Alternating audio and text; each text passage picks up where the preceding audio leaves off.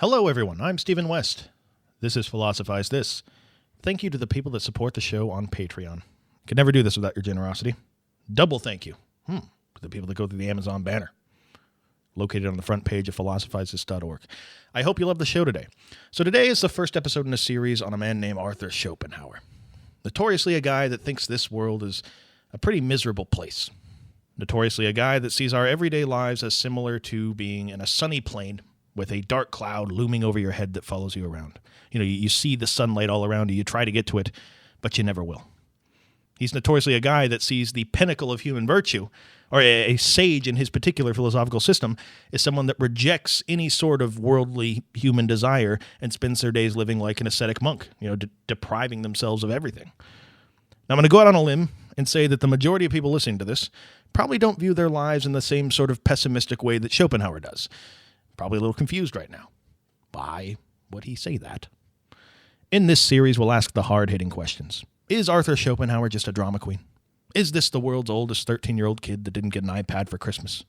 Or is there maybe something that Schopenhauer presents as a foundation for why all these things aren't as dramatic as they might initially seem? Quick spoiler, one of the things that makes Schopenhauer super interesting when it comes to the history of human thought is that he's the first major philosopher to use only the work of Western thinkers before him and independently arrive at conclusions that start to look eerily similar to conclusions laid out in a lot of Eastern philosophy, Buddhism, Hinduism, and the like. So, anyway, probably the best place to start is to talk about the sort of metaphysical bedrock that he builds this philosophical system on top of. And the way he constructs this foundation is by building off of the work of somebody I'm proud to call a friend of the show. Love to have him on again sometime to catch up. I'm, of course, talking about Mr. Immanuel Kant. So Kant's big famous distinction that he made. I mean, I get it. We probably talk about it a little too much on this show. And look, you can always go back to the Kant episodes if you want a more comprehensive refresher course. But just in case this is the first time somebody's ever listened to the show, really briefly, I want to go over it again. So look around you right now. Look at the world around you. What exactly is going on for you to be able to have these images inside of your head? This picture of the world that you have? Well, if you're Kant, what's happening is your senses are receiving raw information, right? You're seeing things, hearing things, smelling things, and you're filtering this raw information through your brain that organizes and makes sense of it by using various mental faculties, cause and effect, space and time, how things relate to each other, etc. In other words, your senses and mental faculties come together in a coalition and combine their forces to be able to create for you the crude map of the world that allows you to navigate it. But is this crude map of the world a total picture of reality? For example, you can have experiences with things. You can be walking through the park and come across a rock, right? You can pick that rock up. You can turn it from side to side, look at it. You can smell the rock. You can spread some breadcrumbs on the ground, throw it at a group of pigeons, save some money. You can do all kinds of different things with that rock. But your human experience of that rock is not the totality of what that rock is for any number of reasons. For example, you certainly wouldn't deny that while you see the rock as a solid, static, and unchanging thing, if we took that rock and looked at it under an electron microscope, you'd see that it was actually 99.9% empty space and constantly moving. Point is, there's a disconnect between this crude map that we draw in our human experience of the world and how things actually are in reality. There's something out there feeding our senses that raw information that's then filtered through our mental faculties and transmuted into this picture of the world that we have. So what is that thing? Kant says that there are two worlds. The world of human experience, that's the world that you see around you that we have access to, and the world of what he called things in themselves, or the way that reality is independent of human experience. Now, if you're Kant, no matter how hard we try, we will never be able to directly access this world of things in themselves. All we'll ever be able to do is understand our human experience of that world. Now, if you're Schopenhauer, on the other hand, you agree with Kant to a large extent, but Schopenhauer thinks Kant's making a few brazen assumptions that might be preventing us from knowing more about this other world that's out there. First of all, Kant, when you say something like the world of things in themselves, isn't that sort of pigeonholing it a bit? Isn't that sort of, shading the way that we think about this other world out there? Isn't it kind of biasing us towards assuming that whatever it is that does exist out there is a collection of things? First glance, seems like a harmless assumption to make, but it's a good question. Is what lies on the other side of this veil of perception a collection of things necessarily? I mean, certainly in our human experience of the world, we see things like dogs, trees, people, rocks. And certainly whatever it is on the other side manifests itself in our human experience as a bunch of things. But isn't that just another way we categorize things in our human experience of the world? Why does that say anything for certain about this other world? Schopenhauer would say, think about what you're implying when you say something like things in themselves. You're sort of assuming that plurality is a thing in this other world. You're assuming that all these things that seem to be separate in our human experience of the world, rocks, trees, people, are actually separate in this other world. But can we safely assume that? Can we? Couldn't it easily be that this other world is made up of one singular thing? A singular thing that we humans just mistake as a bunch of separate things because that's just how our brains can make sense of it. See, it's so tempting to only look at what Kant's saying through the lens of materialism, right? Like to hear this distinction about how limited our human experience is and to be like, you know what? He's right. He's right. I admit it. Ollie, ollie, oxen free. I am but a feeble human. My senses and mental faculties are absolutely terrible.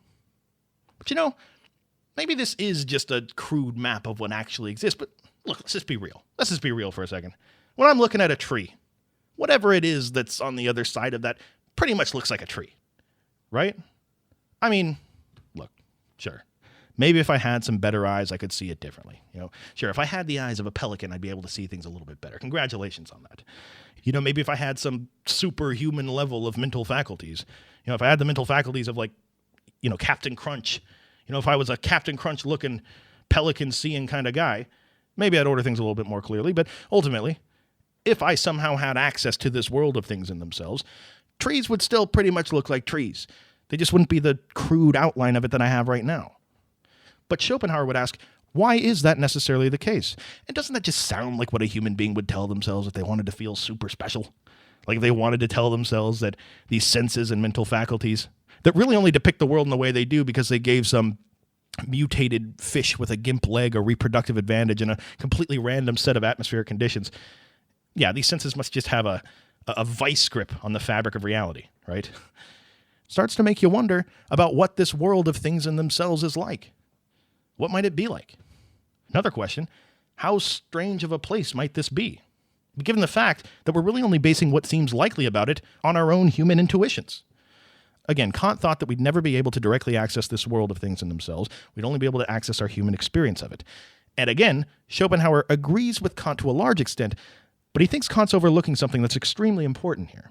See, philosophers since Kant have all tried to figure out stuff about this world of things in themselves by studying things in our human experience.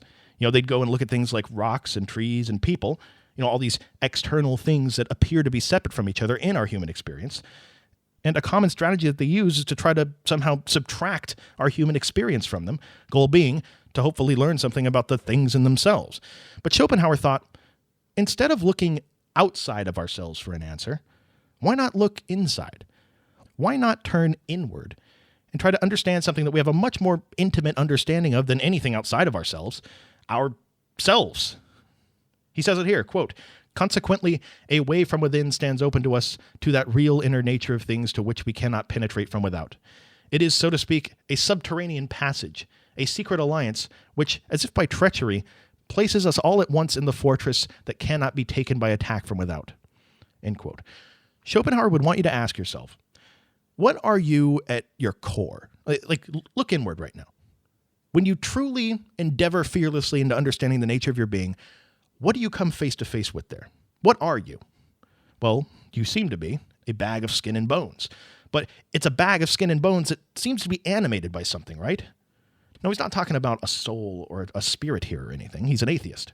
What he's saying is that from the moment we come out of the womb, for some reason, there seems to be this force that's directing us. A force that 99% of us take for granted because it's the only life we've ever known. We don't really think about it. But it's what he calls this subconscious, restless striving for things.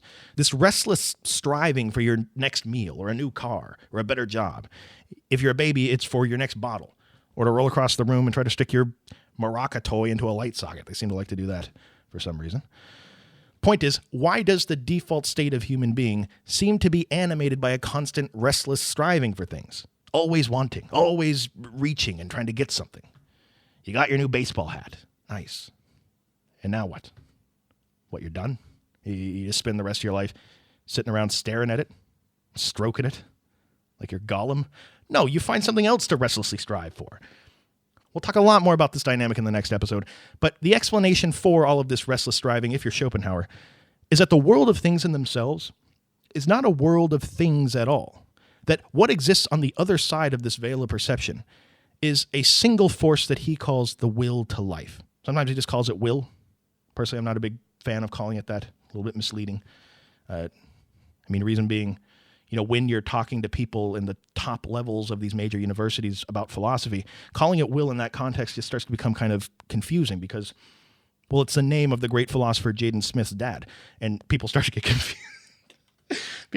confused. Anyway, what follows from this of your Schopenhauer is that what you are, what you've always been, is a manifestation of this force, a thing cast into this realm, condemned to restlessly strive. And what follows from that, if you're Schopenhauer, is that it's not just you. Everything in the entire universe is also a manifestation of this force. An asteroid has a will to be an asteroid. A raccoon has a will to be a raccoon. Although in our human experience of the world, we make sense of things by thinking in terms of things being separate from each other, space, time, cause and effect, although we do that, that's only the way that we make sense of it from our point of view. That the reality is that everything in the entire universe is actually one. We're all one thing, a force that's manifesting itself in countless different ways in our human experience. Now, look, at first glance you may think, hooray, we're all one. I knew it. What an amazing thing to believe. Now we can all start being nice to each other, right? No. Think of the implications there. Think of the implications of the metaphysical picture Schopenhauer just laid out. If everything in the universe is ultimately one, and everybody has their own restless striving that they're working on, I gotta eat eventually, don't I? Or I die. Slowly the reality sets in that it is an inexorable part of my existence that I must destroy another thing that is restlessly striving so that I can continue restlessly striving. In other words, I'm a manifestation of this force. This plant is a manifestation of this force. We're ultimately one. That means I have to cannibalize myself in order to continue restlessly striving. In fact, that's not even the word for it, is it? What's the word for when you eat yourself? Actually, no. If you know the answer to that question, please do not send me an email. I want to stay as far away from you as I possibly can. Now, just think about it. Like, if that is the truth, imagine what our lives navigating this universe become if you're Schopenhauer. We essentially live in this giant realm, directed by this constant desire to restlessly strive for things, living alongside everything else in existence that's also restlessly striving for things. Now imagine there's no divine providence. It's easy if you try. In other words, imagine there's nothing governing the universe that cares about whether you get hit by a commuter train, or whether your mom gets her medication, or whether an asteroid the size of Europe wants to occupy the same place in space that Europe wants to occupy. For all intents and purposes, we exist in a massive, completely disinterested realm with a veritable infinity of wills that are potentially competing with ours. We're condemned to a life of neurotically, restlessly striving for things, forced to self-mutilate just for the luxury of being able to continue striving for things.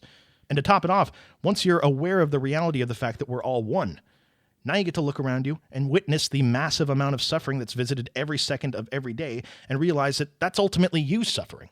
Schopenhauer asks, what person would ever choose to live in such a miserable place? Yet we persist because of that force that we're all manifestations of. It's too strong.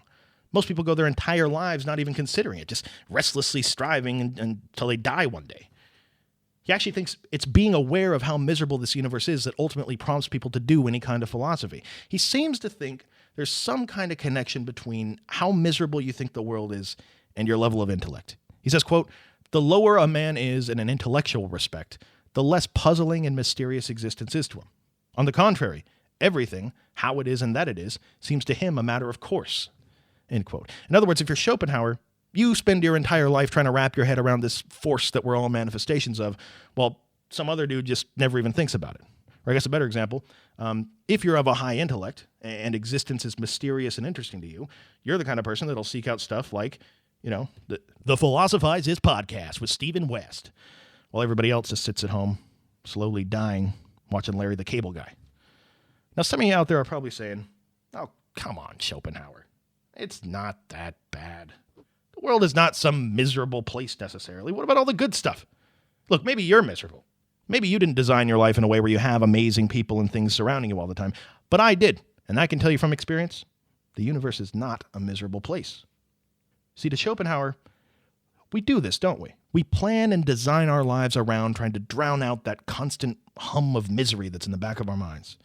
We sit around, we think about what might make us happy, and we tell ourselves that ultimately the reason we do the things we do is because it's going to make us happy. Now, what's a really common prescription that people typically write early on in their life about what's going to make them happy? What's a common thing that people want at some point in their life that they think is going to fill their life with joy? Well, I want to graduate college. I want to get a job. I want to live in the city. I want to meet somebody, fall in love, get married, have kids, and live happily ever after. Right? Now, if you're somebody listening to this that has this dream of falling in love, getting married, having kids, or even if you're somebody that had this dream at some point in your life, Schopenhauer would probably want to ask you, why do you think you have this dream?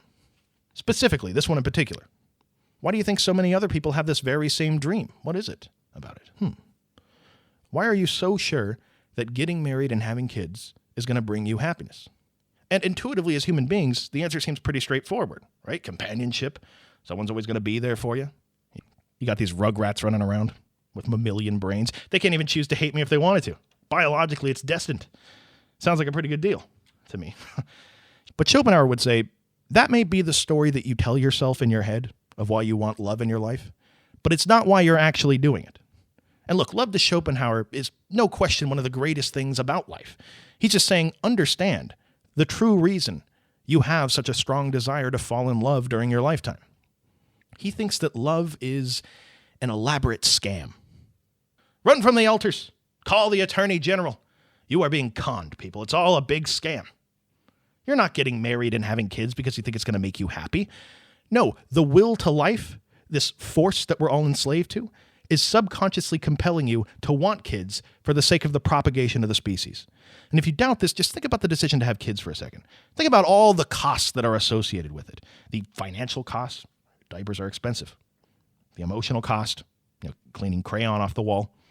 The opportunity cost, all the things you could be doing. The cost of sleep deprivation, the cost of fearing for their safety, the cost of getting frustrated with them. Having a kid is an absolutely massive responsibility to take on. Nobody would disagree with that. Schopenhauer thinks that if you truly considered all the costs associated with having kids before having them, no rational being would ever have kids. It just wouldn't do it.